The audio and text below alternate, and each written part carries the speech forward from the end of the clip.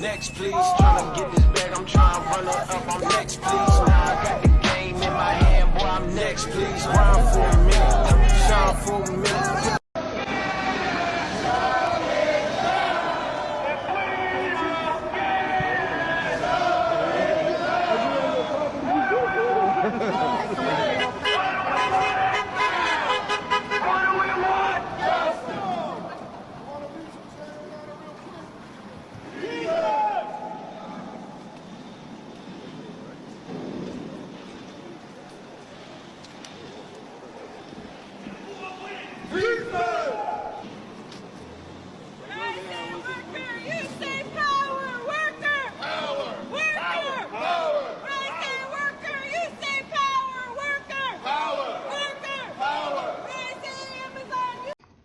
So I'm here today to announce that I am applying a solution to promote conditions favorable to the settlement of this labor dispute and protect the interests of all Canadians.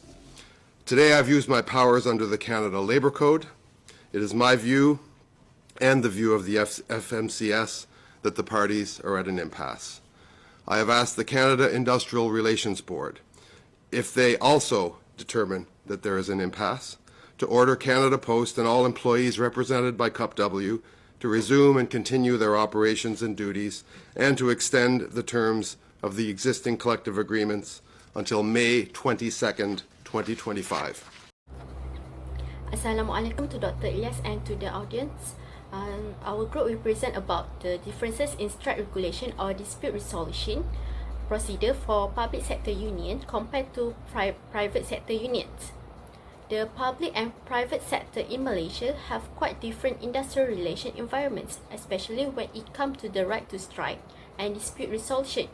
Before that, strike is an action taken by a group of employees who stop working in an attempt to pressure their employers into meeting their demands.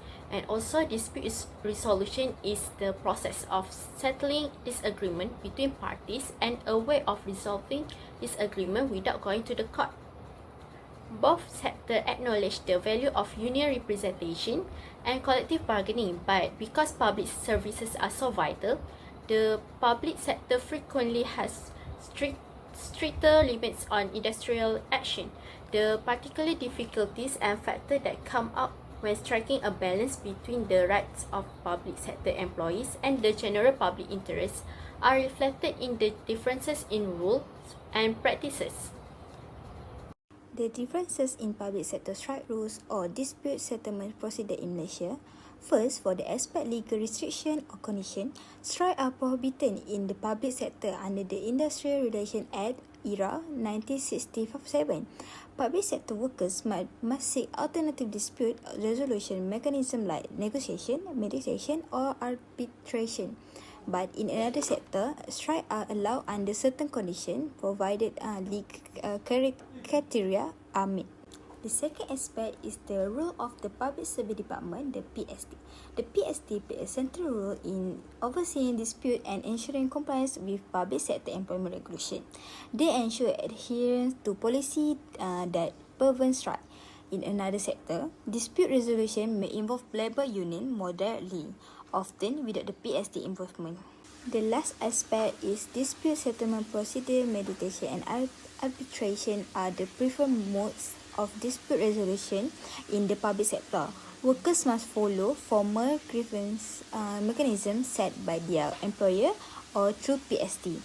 In the private sector, direct negotiation between employer and union or even strike may play a more prominent role in resolving dispute. As for the first one under the right of strike, under the Industrial Relations Act 1967, employees in the private sector are legally allowed to strike, but only under specific conditions. Strikes must related to a valid industrial dispute, follow a democratic process within 2/3 majority in a secret ballot, and comply with procedural requirements, including proper notice and adherence to essential service rules.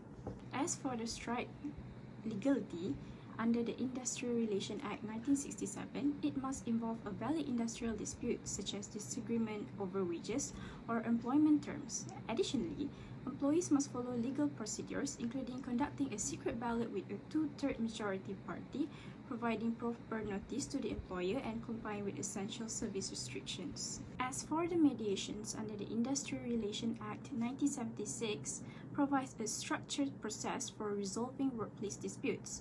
When a labor dispute arises, it must first be reported to the Director General of Industrial Relations for conciliation.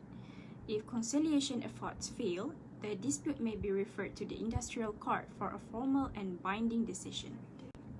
The Industrial Court in Malaysia plays a crucial role in resolving labor disputes, particularly in case of unfair labor practices, wrongful dismissals, and collective bargaining conflicts. The court has the authority to issue binding decisions, providing remedies such as reinstatement of employment, compensation for loss of earnings, or other appropriate relief to ensure justice to the employees.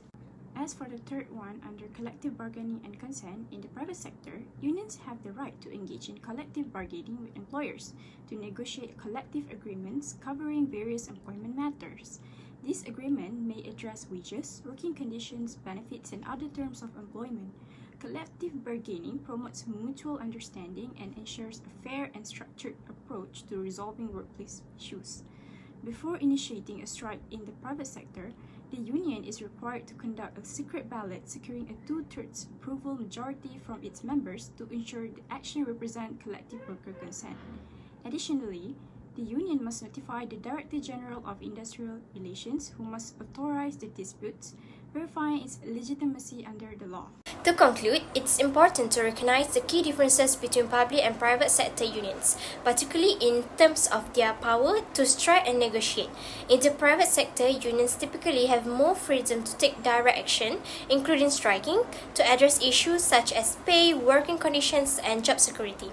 Strikes in private industry are often seen as a necessary tool to pressure employers to meet workers' demands.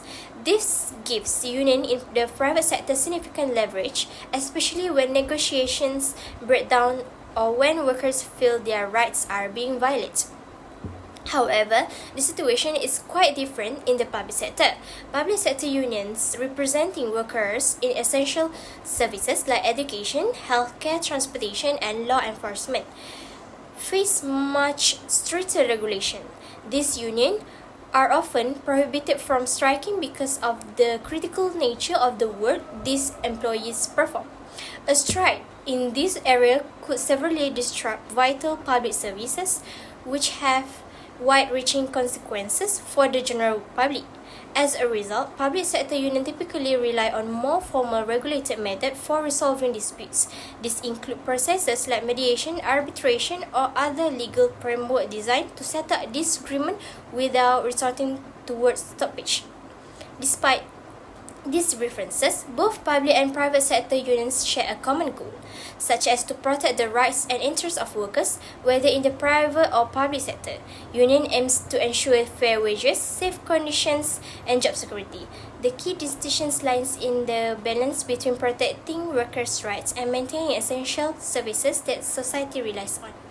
While private sector union may have more freedom to take direct action, public sector union must navigate a more complex landscape of restriction, all while trying to ensure that essential services continue smoothly and without interruption.